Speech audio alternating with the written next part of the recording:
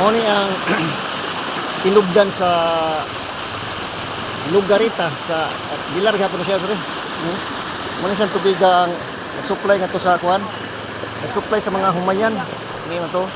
Padung siya ngadto sa swimming pool sa ubos. Ini siya nga dako kay source ang tubig nga. Patay mo ni nag-supply pre sa kanang kuan, mga humayan diha. Ini siya tubig. Grabe yo. Grabe kusugan naman dyan sa... Ini mga husa. Lagi ito mo, nasa kanang kahoy.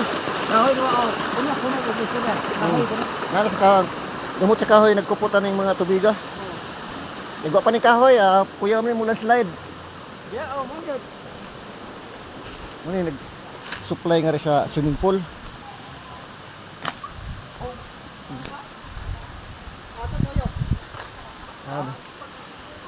Muna siya, muna nag-supply sa tanang humayan. Wadi di pakatag ito. Sabi. Kana mainom na kini siya gid. Kay wa magini Klaro nature gyud. Kini mga host sa gagway pre na sa mga balay-balay siguro. Kini magkama ba? Oh. Oh, wala ga, dili na ga supply na. Lagi. Kumagay mako ni host. Ay mako ba? Ano siya? Mo yung supplier to. Swimming pool. Nay.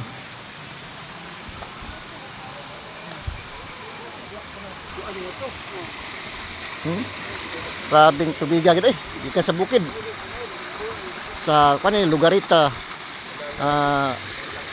Sakit ka pa sa Bilar.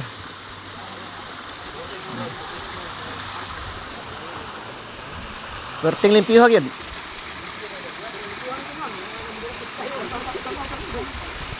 Kay unggoy ra mo kanya. Kay unggoy ra. Ba, unggoy. Wala may unggoy ka. Wala diha kita no. Ngagi ko no, gihipos ko na pang gihipos ko no. Kay mangisnat ko nog bag. Wag pagkaon. Marama mga unggoy. Ano siya pasubay ning tubiga paingon sa basakan oh. Nga niya agi diri ay. Na yung burnal diha oh. Dira ang ati. Lapos dito sa nara oh. Oh. Lapos na sa basakan katunahan. Ha. Ha? Wa gi problema sa tubig ang humayan ay oh. Napulos na humayan diha, basakan. Di masakan. Ninduta. Mo na diha, gikuan, gipigom, man katag nga to. Ninduta gid sa kwangit. Nasa nga to. Pag mo ani yo taas ana. Kana bakante lagi? Kana na bakante kana.